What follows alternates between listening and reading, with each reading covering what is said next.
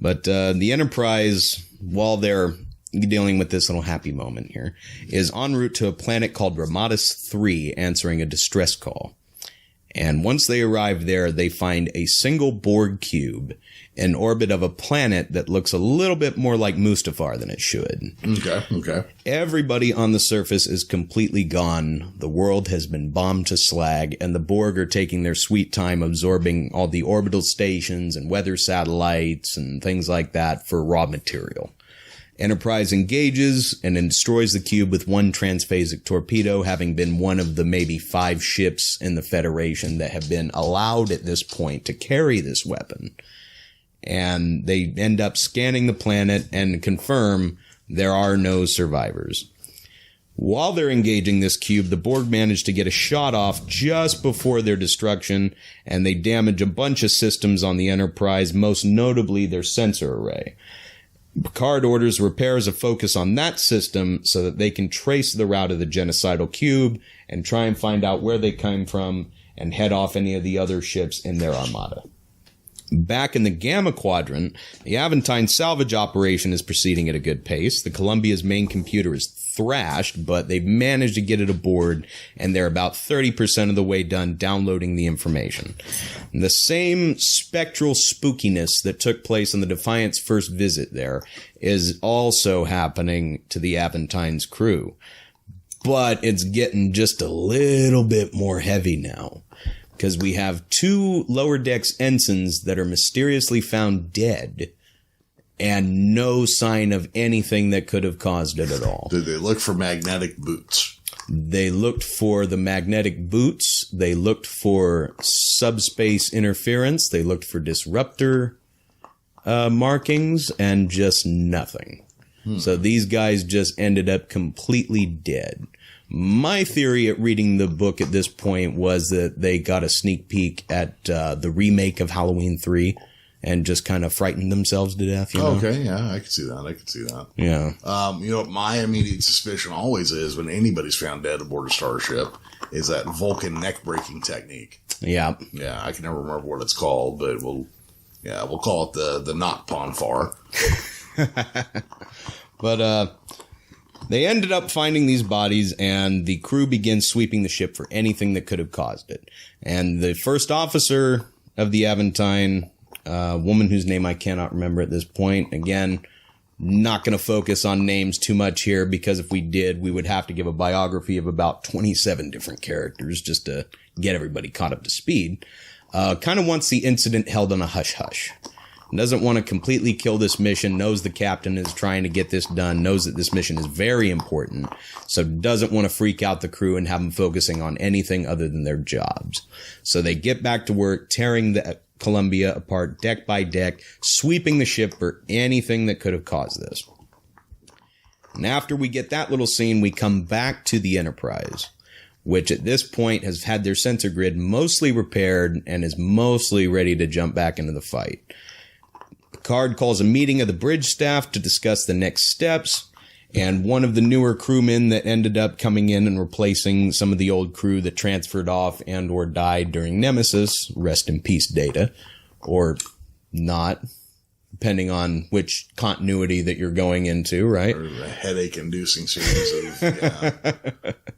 That's another thing in Beta canon too, because they have points where Data is alive and well and brought back and everything was fine. He was loaded into B4's body and he's just pressed back into service as normal.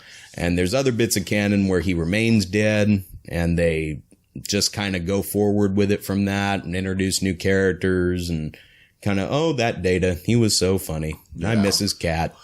Was there one where he was resurrected in a human body?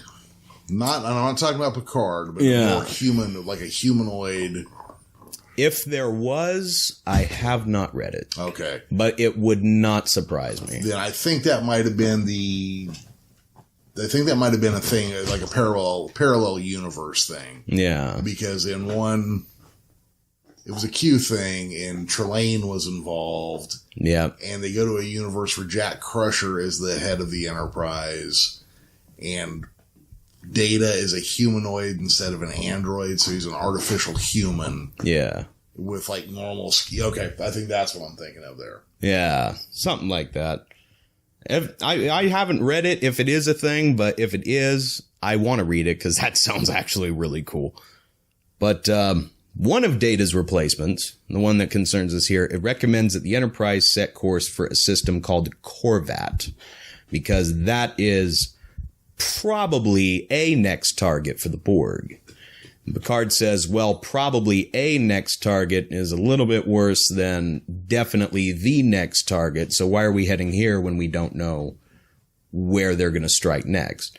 And he's simply given the reply of it's the only one the Enterprise could reach in time if it is. If they're going to attack any other system in this sector of space, Enterprise isn't going to make it there in time to make a difference anyway. So you might as well go with the one that you have a good chance. So Picard says, make it so. And they set off at maximum warp to Corvat, dispatching a message to the ships already there to let them know that we're on the way, be ready for a fight. We're pretty sure they're coming for you next. En route, Picard contacts Admiral Nechayev to request that he get permission to send the design schematics for the transphasic torpedoes over to the two ships that are already around Corvat to better improve the defense of the planet. And Nechayev denies him flat out. Says that the risk of the Borg adapting to the weapons is way too great, not to mention broadcasting plans for a top-secret weapon system over open channels. Probably not the best way to keep it secure. But Picard, being Picard, jumps into one of his speeches and says, Admiral, there are millions of lives at stake here that could be saved with just this one transmission, and you're not going to let me make it? And she rebukes him and says, no, it's not millions of lives. It's thousands of worlds with trillions of lives at risk.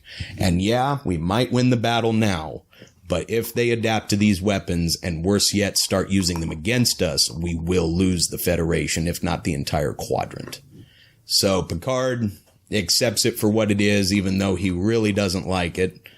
And once they are almost at the way to Corvat, he kind of relaxes into the collective a little bit and tries to pull a first contact. Where, as you remember, during first contact, he was able to listen in and kind of shoot him here. Yeah, exactly. So he's trying to use that little plot point once again, just to see where the Borg are going to attack from. Maybe you get a little hint of what their strategy is. And he manages to do so and finds out that it's not just Corvat that they are attacking, but it's one of 5 different targets all over the Federation and all over the Alpha Quadrant that they are attacking at the same time. And at this point, we get a little bit of cut between a couple of these locations. One of them is Kittimer, which is, of course, where the Klingons and the humans signed the peace accords at the end of Undiscovered Country, and also where Worf's dad was killed. The Kittimer with the USS Ranger in orbit ends up fending off the Borg Cube for a little while, trying to buy time for the Klingon population of the planet to evacuate. And there's this one scene where these Klingons are talking about taking their ships and going to help Starfleet try and beat back the Borg. And they're arguing with other ones saying, no, Starfleet's a bunch of pataks. Mm-hmm. They don't know what they're doing. They're peace-loving, blah, blah, blah, blah, blah, blah, blah. So why wouldn't you go help because of that? Exactly. But their attitude gets changed pretty quick when the Ranger, which has essentially turned its warp drive into a bomb, pulls a Holdo maneuver from Star Wars, because I'm guessing the captain just saw The Last Jedi and thought it was a pretty good idea at the time, and goes warp speed straight into the cube and explodes it.